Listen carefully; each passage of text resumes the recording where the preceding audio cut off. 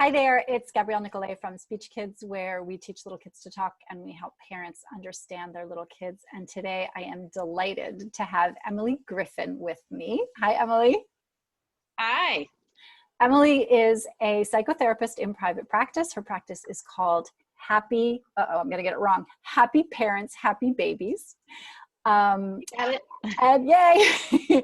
And we are, Emily, tell people like who you are and what you do.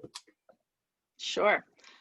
So I have been working with families and individuals and couples and children in various settings in the DC area for,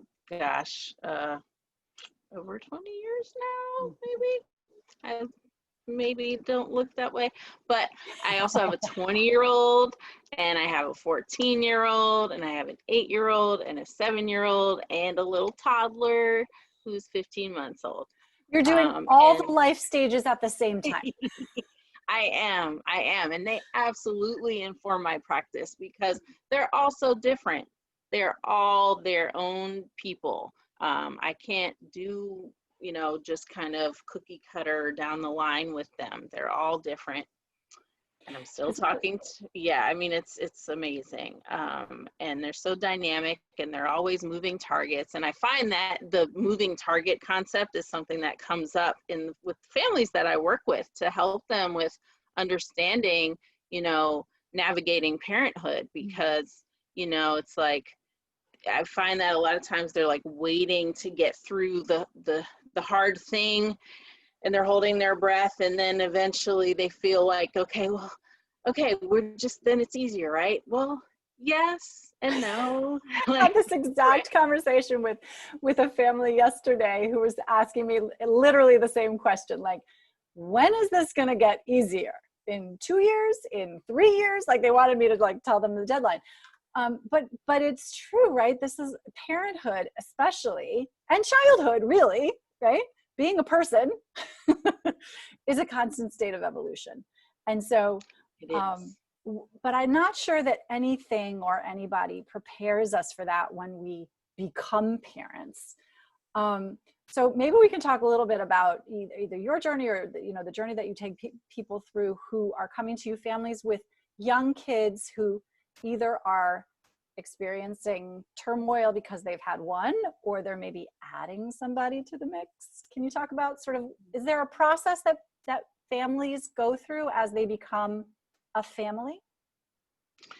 Yeah, absolutely. And I think, I find that, the trend has been that so many parents have had the gift of a lot of time together as a couple, being able to choose when they are becoming parents, but it's like inherent in that experience is like, oh, we've been able to craft this life very carefully and have decided our ducks are in a row and we've read all the books and we're ready. Oh, and we had time to read all the books. Right. But inevitably, that baby is going to throw them for a loop, and that experience is going to throw them for a loop in some form. And, it's just, you can't study for having a baby the way that people study for that test in college or the bar exam, or, it's not the same. And it uses a whole different set of skills. You have to plug in and be present. Time has a whole different speed and plane, you're in a different world. It's so funny, It can be very disorienting. It's super disorienting. I can remember going through that as a young parent, and my children are 17 and 14 respectively, and just having that exact experience of like, oh my goodness. Now, my background happens to be in early childhood, so I then had to like switch on my, okay, go into early childhood mode here. Mm-hmm. But for families, I have several families and we live in DC. So there are many lawyers here, and, your lawyer skills don't work particularly well on a 2 or a 3-year-old. They really don't work on a baby. Mm-hmm. Yes. Yet, you know, a 3-year-old is able to respond back, a lot of them, most of them. And if they're not, they need to be seeing me. And so you can have what appears to be this very reasonable conversation, then all of a sudden they're flipping their lid, and I know it. and you're still trying to have a rational conversation, right? But that doesn't go very well. What do you coach parents, like, how do you help them through that? Yeah, and I find that, right. So, you know, it's like, I find that generally people who are reaching out to me related to like parenting stress fall into like 2 different buckets. They are like right around, you know, postpartum, or even if they're being really proactive, then they're anticipating some concerns and challenges, and they want to, you know, work together while they're pregnant, which is wonderful. I love that. Makes it super easier for everybody in the process. Even if we wind up working together again down the line, which is totally fine, you know. But like, you know, so there's that bucket where, you know, you are dealing with the difference. I find that really, if you're going to whittle down the source of stress around the, you know, the entry into parenthood down to like kind of the essence of it, is the difference between what you anticipated and wanted versus what the reality is. You know, that gap right there is kind of where I sit with people, you know, and helping them navigate where suffering resides, right? In the disconnect between arguing with what is. Right. And then you can kind of take that, right, and like superimpose it onto the next bucket of where people tend to reach out, which is when the kids are now old enough to start expressing themselves and individuating, right? Like, okay, I am actually realizing that I'm not part of you 24/7. I am my own person, and I have my own feelings and opinions, and no, I don't want that right now. No, I don't want to do that right now. You know, like, and so they start pushing back. And a lot of times, you know, the stress around being able to navigate that behavior when people come around to my practice is, you know, their child's current behavior is stirring something deeper in them. You know, do they know that when they come to you? Sometimes, but not all the time. Not all the time. And so, you know, I have tools that I, you know, pull out.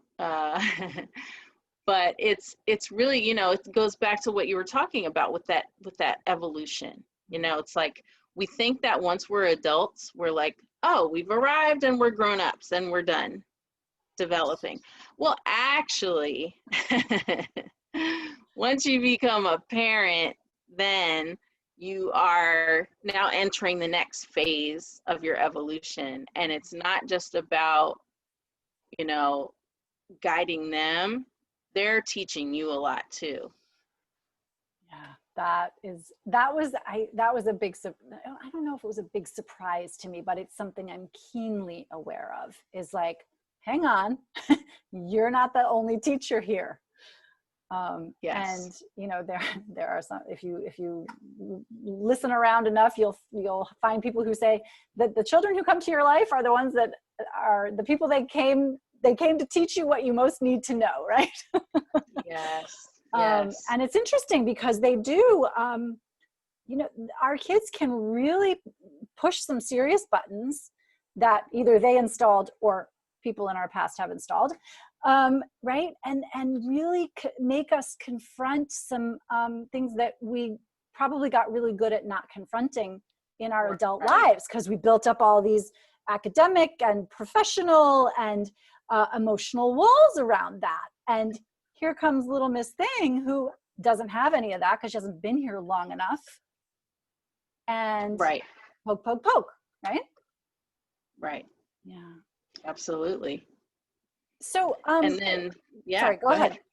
No, I was just gonna say, and then if you then if you feel like I've started to figure this out, and now I feel like, okay, I get her and I get this, and then you start to, and then you're expecting another one, then how are you going to divide your time and attention and have the bandwidth to attend to them? You know, that can be so hard. And This is especially perfect right now, right?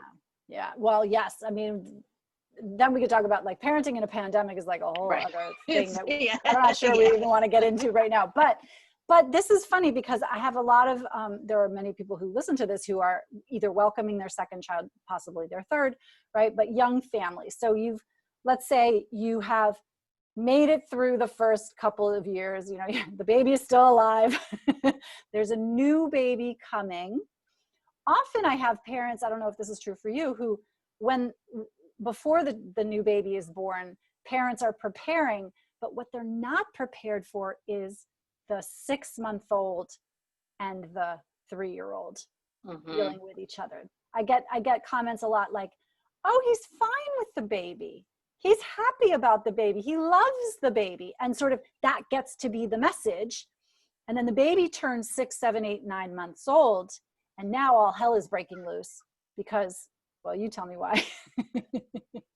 Yeah. I mean, because like that's when they, babies, before they're 6 months are, it's like you put them down and they stay where you put them, right? I mean, and they don't mess with stuff. Right. They don't mess with their older siblings' projects. They can't really talk. They can cry, but it's like, it's just, there's as the baby starts to take up more space and attention in a more complex way, then it feels more of a threat to the older child, right? Yeah. So trying to get creative for with parents to how to plug in and meet the needs of the kids. Sometimes it's they're playing catch up because like they might lean too much on one particular formula that seems to work well. Okay, dad does bedtime every night with the older one, right? And that's great. But then it's like they start to miss their mom or the other partner. Like it's just they need to have access to both parents, and And it's shortchanging the baby sometimes too, right? Which is right. So okay, and this occurs often, I find, in parents where there's a mom and a dad, which is in families where there's a mom and a dad, which is dad takes older child because mom is busy nursing. Yes. Right. So non-nursing parent takes child number one. Right. And then that becomes sort of a self-perpetuating process. And now non-nursing parent doesn't have a connection with child number two. Yeah.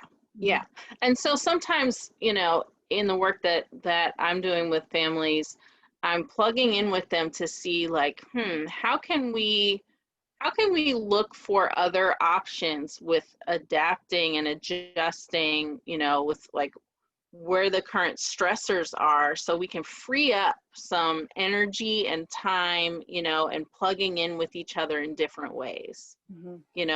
Because ultimately when the parents less stress and feel a lighter emotional load, then the kids respond well to that. So and so sometimes part of how I'm looking at lightening their load is like, can we work in like your favorite playlist into clean up after dinner, just to like make it more enjoyable. So it's not like, because I think one of the elements that really throws parents for a loop when there is more than one baby is the sensory overload. Oh my goodness. So and interesting. That can be so triggering, just activating those old things. Say more, because that's Yeah. super So, fascinating. yeah, I mean, it's just because it just kind of inundates their system. And I can really relate to that. That was something that I had to work on, just like my body's response to, like I would feel more tension, when like two kids were trying to talk to me at the same time, or I'd hear the baby crying, and I know that my older child has been waiting to like show me this thing, or and like the dishes have been sitting there so long that I see a fruit fly coming, it's like too much, right? So I talk about the dishes a lot in my videos, which is why I'm laughing. I'm like, oh, the dishes. yes. Yes. So, and then, but then like that kind of comes back to, in two-parent households, like, looking for getting creative, like who's going to be like in charge of diaper changes, like who doesn't mind diaper changes, like it, or who does it bother the most, right? And then so the other person can like take it, take that on as their primary role, right?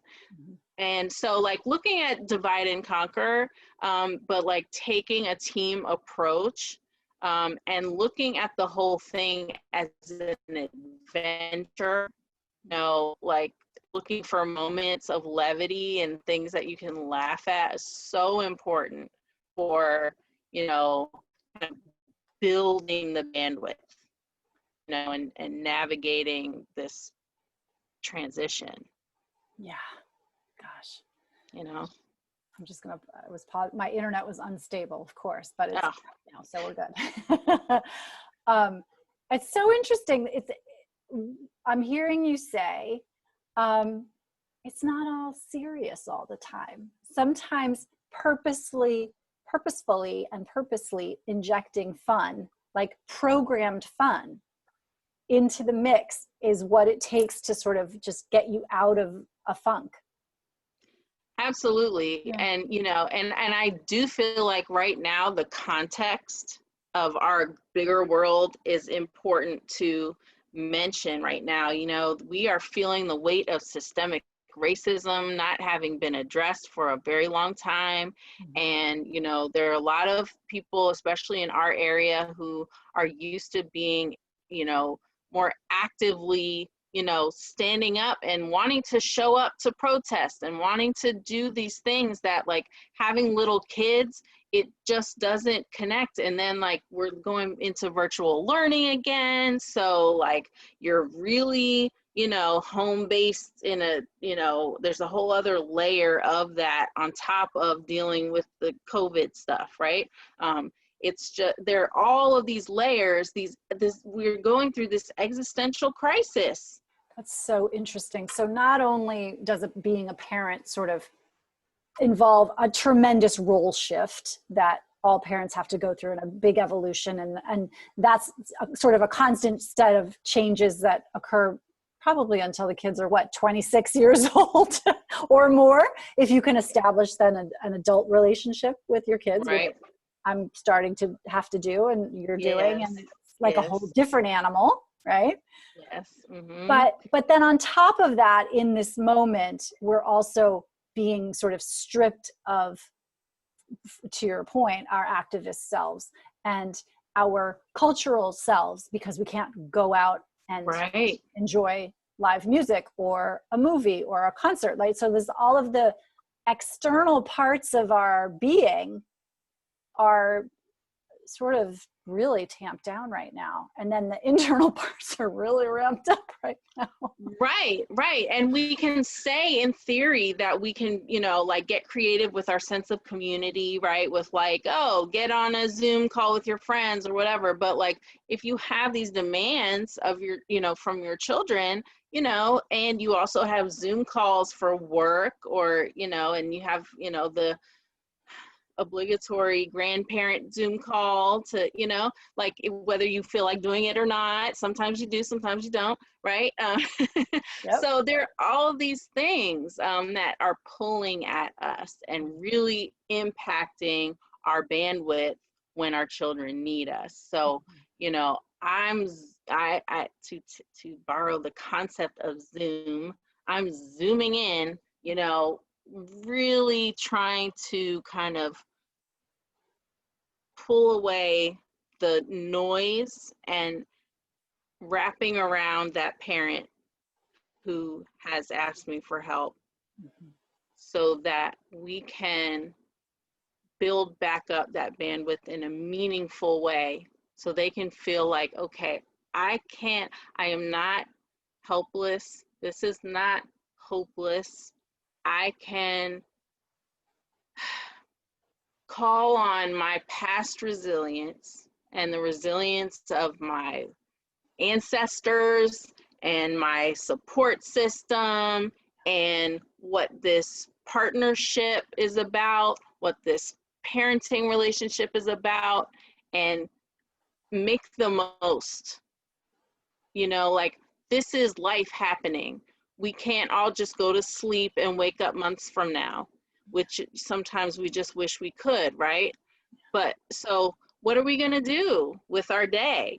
You know, we're still making memories. This is our life. So making the most of what we have in front of us, there's a process to kind of, you know, lean in a new way. Wow. If people want to work with you, how do they do that? Where do they find you? How do you work with people? Tell me all the things. Sure. Well, I do, first of all, my website gives information about me and my practice, happyparentshappybabies.com. And we'll have a link to that in the show notes. Great. Yeah. And there, you know, you can just contact me through that. That's the easiest way. And I'm doing all telehealth right now. Before the pandemic, I was doing home visits as well, to, you know, help with family dynamics. So, and that's kind of not a super common thing that practitioners, you know, people in private practice do. But, you know, focusing in on that concept of happy parents, happy babies, helping parents navigate. Sometimes, like, they'll reach out because, you know, they've read XYZ book and something's not connecting. So I might do some observations, and I have transitioned to doing that over Zoom. So I can do some observations to kind of help parents navigate, you know, and do some troubleshooting, seeing where maybe they're missing some signals along the lines. And, you know, sometimes it might wind up being a referral to you, and, you know, as well as doing some individual work with that parent, or even some couples counseling with those parents, because sometimes that's a missing piece. Parents don't realize how perceptive children are, and they pick up on the dynamic. They may say, oh, well, we're not fighting in front of them. Well, actually, sometimes that's the issue. Sometimes you have to figure out how to work on conflict resolution, because kids know, they can sense tension. So, you know, I may work with parents either individually or in the couple over Zoom, you know, on positive communication strategies and how to model. Like, if they hear you bicker, they need to see you repair. They need to know, again, that this is a safe space, and, oh, okay, these feelings are part of being a person, and it's not a threatening thing, right? Yeah. So, yeah, so reach out if you're having some struggles with anything that is impacting your family relationship, or even your sense of, you know, enjoyment in life. Yeah. Yeah. Oh my gosh, this was so fun. Thank you so much for coming. Absolutely. Thanks for having me.